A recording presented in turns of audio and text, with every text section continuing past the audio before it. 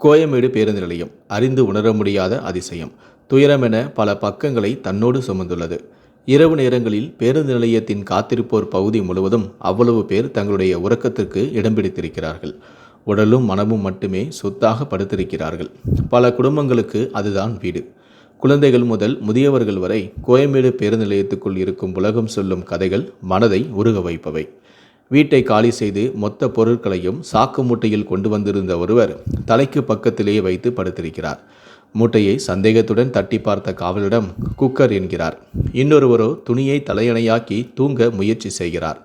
தலைமாட்டில் சாமி படத்துடன் ஒருவர், குழந்தைக்கு பால் கொடுக்கும் பெண்மணி, காலுக்கு மருந்து போட்டவாறு ஒரு முதியவர். காவலர்கள் இங்கும் அங்குமாக வலம் வருகிறார்கள். வாக்கி டாக்கி அலவரிசை மாறிக்கொண்டே இருக்கிறது. ஒரு குழந்தை விளையாடி களைத்து போட்ட பொம்மைகளாக இருக்கிறது அந்த இடம். கோயம்பேட்டில் உள்ள ஆதரவற்ற மனிதர்களின் வயிற்றை விட அங்கு தெரியும் கொசுக்களின் வயிறுதான் நிரம்பியிருக்கிறது. இரவு நேர பாதுகாப்பில் பெண் காவலர்கள் 4-5 பேர் எப்போதுமே இருப்பார்கள். அங்கிருக்கும் பெண்கள் குழந்தைகளை அழைத்தும் விசாரிப்பார்கள். பசியோடு உள்ள ஓரிருவருக்கு சாப்பாடு வாங்கி கொடுக்கும் பெண் காவலரை நாம் பார்க்கலாம். பேருந்து நிலைய நுழைவாயிலில் காவல் பணியில் இருந்த 30 வயது பெண் காவலர் தான் சரண்யா. சரண்யாவிடம் பேசினோம். அப்போது அவர் சொன்னது என்னவென்றால், இங்கே தூங்கும் பலரும் வெளியூரிலிருந்து வந்தவங்க தான். காலையில் போயிடுவாங்க. சிலர் தங்குறதுக்கு இடமில்லாமல் படுத்துட்டு காலையில் போயிடுவாங்க. ஊரை விட்டு ஓடி வந்தவங்க, குடும்பத்தால் நிராகரிக்கப்பட்டவங்க, வேலை தேடி வந்தவங்க என பலருடைய கதைகளை கேட்டால் தூக்கமே வராது. இப்போ கூட சேலத்திலிருந்து வந்துட்டு எங்கே போகிறதுனே தெரியாமல் அழுதுட்டு இருந்த ஒரு பெண்ணை விசாரித்தேன். அம்மா அப்பா இல்லாமல் மாமா வீட்டில் தான் வளர்ந்துருக்கா. அந்த பொண்ணுக்கு படிக்க ஆசை. மாமாவால் படிக்க வைக்கவும் முடியலை. சென்னைக்கு கிளம்பி வந்துட்டா. அண்ணா நகர் ஹோமில் விட்டுட்டு வர்றதுக்காக ஒரு காவலர் போயிருக்காரு என்றார் சரண்யா. அப்போது மணி சரியாக இரவு 1:30 ஆகியிருந்தது. வெற்றிடத்தை காற்றும் நிரப்பும் மௌனமும் நிரப்பும் என்பார்கள். ஆனால் நினைவுகள் மட்டுமே நிரம்ப சில வினாடிகள் அமைதியாக இருந்துவிட்டு மீண்டும் பேசத் தொடர்ந்தார் சரண்யா. இங்கே நைட் டியூட்டிக்கு வந்த நாளிலிருந்து ஒருத்தர் தினமும் நைட்டு 9 மணிக்கு 2 குழந்தைகளோட வந்து படுப்பார். பசங்களுக்கு வயசு 10க்குள்ளே தான் இருக்கும். பொண்ணு பேர் தீபா, பையன் பேர் ஆகாஷ். வீட்டு வாடகை கொடுக்க முடியாமல் காலி பண்ணிட்டாரு. காலையில் இங்கேயே குளிச்சுட்டு கூட்டிகிட்டு போயிடுவார். ஒரு நாள் நைட்டு தீபா கிட்ட பேச்சு கொடுத்தேன். அம்மா புத்தி சுவாதனம் இல்லாமல் தொலைஞ்சிட்டாங்க. அப்பா தான் எங்களை பார்த்துக்கிட்டாரு. நான் 4வது வரைக்கும் படித்தேன். அப்பா காலையில் ஸ்கூலில் விட்டுட்டு வேலைக்கு போயிடுவார். ராத்திரி 8 மணிக்கு தான் வருவார். ஸ்கூல் விட்டதுமே அப்பா வேலை செய்கிற இடத்துக்கு போயிடுவேன். சில சமயம் ஸ்கூல் பக்கத்துலேயே இருப்பேன். அப்புறம் ஸ்கூல் போகிறதையே நிப்பாட்டிட்டேன்னு சொல்லிச்சு. அந்த 2 பேருக்குமே அடிக்கடி சாப்பாடும் டீயும் வாங்கி கொடுப்பேன். பொதுவாக இங்கே தூங்குறவங்களை 4 மணிக்கே எழுப்பி விட்டுடுவோம். அவங்கள மட்டும் 6 மணி வரை தூங்க விட்டுருவோம். அவங்க அப்பாவுக்கு எந்த கெட்ட பழக்கமும் கிடையாது. குழந்தைகளே உலகமாக இருக்காரு. 10 நாளைக்கு முன்னாடி அந்த பொண்ணுக்கிட்ட ஸ்கூலை சேர்த்து விடட்டுமான்னு கேட்டதுக்கு சரின்னு சொல்லிருச்சு. அடுத்த நாள் எனக்கு வேறு ஒரு இடத்துல டியூட்டி போட்டுட்டாங்க. ஒரு வாரம் கழித்து வந்ததுமே, அக்கா ஸ்கூலில் சேர்த்து விடுறதா சொன்னீங்களே எப்போன்னு என் காலை பிடிச்சி கேட்டா. 2 நாளைக்கு முன்னாடி குடிகார ஒருத்தன் அந்த குழந்தைகிட்ட தப்பாக நடந்துக்க முயற்சி பண்ணியிருக்கான். ஆளை அடித்து விரட்டிட்டோம். அவளோட எதிர்காலத்தை நினச்சா பயமாக இருக்குது. உங்களால் முடிஞ்சால் அந்த குழந்தைகளை ஹோமில் சேர்த்து விட முடியுமா என கண்கலங்க அந்த குழந்தைகள் படுத்திருந்த இடத்திற்கு அழைத்து சென்றார். தந்தையுடன் படுத்திருந்த அந்த குழந்தைகளை சுற்றி நிராகரிக்கப்பட்ட உலகத்தின் கைகளும் கால்களும் தலைகளும் உறக்கத்தில் இருந்தன. புகைப்படம் எடுக்க ஆரம்பித்ததும் 4-5 காவலர்கள் சூழ்ந்து விட்டார்கள். விசாரித்துவிட்டு அந்த குழந்தைகளை எழுப்ப முயற்சி செய்தார் ஒருவர். அந்த பெண் காவலரோ, வேண்டாம் சார், கொஞ்சம் முன்னால் தான் தூங்குனாங்க, காலையில் பேசிக்கலாம் என்றார்.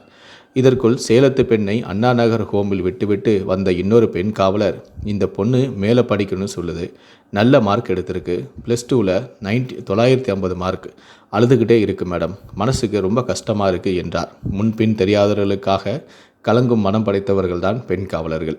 எங்களை பார்த்து, நீங்கள் போயிட்டு காலையில் வாங்க, நான் குழந்தைகளை இங்கே இருக்க சொல்கிறேன், இவங்களுக்கு நல்லது நடக்கட்டும் என்று என்னுடைய மொபைல் ஃபோன் எண்ணை வாங்கி கொண்டார். சரியாக 6 மணிக்கு சென்று பார்த்தபோது அந்த இடமும் முற்றிலும் மாறியிருந்தது. இரவு கோலங்கள் கலைந்து பரபரப்புடன் இருந்தது. அந்த பெண் காவலரை சந்தித்தோம். குழந்தைகள் இருந்த இடத்திற்கு அழைத்து சென்றார். அவரை பார்த்ததும் குழந்தைகள் ஓடி வந்து கட்டி கொண்டார்கள். வாங்க டீ சாப்பிடலாம் என அழைத்து சென்றார். நாங்கள் அந்த குழந்தையின் அப்பாவிடம் பேச்சு கொடுத்தோம். எனக்கு ஊர் பண்ருட்டி சார். மனைவிக்கு மனநலம் சரியில்லாமல் போயிடுச்சு. ஊரில் நிரந்தரமான வேலையும் இல்லை. 3 வருஷத்துக்கு முன்னாடி குழந்தைகளோட சென்னைக்கு வந்துட்டேன். கொத்தனார் வேலை தான் செய்கிறேன். வீடு பிடிச்சி வாடகை கொடுக்குற அளவுக்கு வருமானம் இல்லை. குழந்தைகளை விட்டுட்டு என்னால் இருக்கவும் முடியாது சார். எனக்கு எல்லாமே அவங்க தான். ஆனால் இவங்க எதிர்காலத்தை நினச்சா பயமாக இருக்குது. அதனால் நல்ல இடமா பார்த்து சேர்த்து விடுங்க சார். அவங்க நல்லா இருக்கணும். எங்கே போனாலும் ஆதார் கார்டு, ரேஷன் கார்டுன்னு கேட்குறாங்க. என்கிட்ட எதுவுமே இல்லை என்று கலங்குகிறார். டீ வாங்கி கொண்டு வந்த அந்த குழந்தைகள் முகங்களில் அவ்வளவு சிரிப்பு. பெண் காவலர் அந்த குழந்தைகளிடம், ஹாஸ்டலில் சேர்த்து விடுறோம், ஸ்கூலுக்கு போகிறீங்களா என கேட்டதுமே மகிழ்ச்சியோடு தலையாட்டுகிறார்கள். இருவரையும் நெகிழ்ச்சியோடு அணைத்தும் கொள்கிறார். ஃபோட்டோ எடுக்கலாம் என்றதும் காண கிடைக்காத அற்புதமான புன்னகையோடு கேமராவுக்கு முன்பு வருகிறார்கள். குழந்தைகளின் நலன் கருதி அந்த புகைப்படங்கள் தவிர்க்கப்பட்டுள்ளன. MMDA சிக்னலுக்கு பின்னால் இருக்கும் கங்கை அம்மன் கோவிலில்தான் இவர்கள் பகல் நேர அடைக்கலம். கோயிலுக்கு எதிரே இருந்த கட்டிடத்தின் சுவருக்கு அருகே குழந்தைகளின் துணி மூட்டைகளும் இருந்தன. பக்கத்தில் பாதி கட்டிய நிலையில் ஒரு கட்டிடமும் இருந்தது. கோயில் வாசலில் இருந்த பூக்கார பெண்மணியோ, 5-6 வருஷமாக இங்கே தான் இருக்காங்கண்ணே. பகல் நேரத்தில் நாங்கள் தான் பார்த்துப்போம். பிள்ளைங்களோட அப்பா இந்த கட்டடத்தெல்லாம் கொத்தனாராக வேலை பார்க்குறாரு. உங்களால் அந்த குழந்தைக்கு நல்லது நடந்தால் புண்ணியமாக போகும் என்றார் சந்தோஷத்துடன். குழந்தைகளின் அப்பா ஒரு அட்டை பட்டியை எடுத்து வந்தார். என்னவென்று பார்த்தால் அதில் 2 கோழி குஞ்சுகள். அந்த குழந்தைகள் அன்புடன் வளர்க்கும் 2 ஜீவன்கள். எக்மூர் டான் பொஸ்கோ ஹோமில் பேசிட்டோம். 2 நாளில் பள்ளிக்கூடமும் போயிடலாம். படித்து என்னாக போகிறீங்க என கேட்டேன். அதற்கு அந்த குழந்தைங்க, அந்த போலீஸ் அக்கா மாதிரி நாங்களும் போலீஸ் ஆகி எல்லோருக்கும் ஹெல்ப் பண்ணுவோம் என்கிறார்கள். இதை கேட்டதுமே என் அருகில் இருந்த பெண் போலீஸ் சரண்யா கண் கலங்கிவிட்டார்.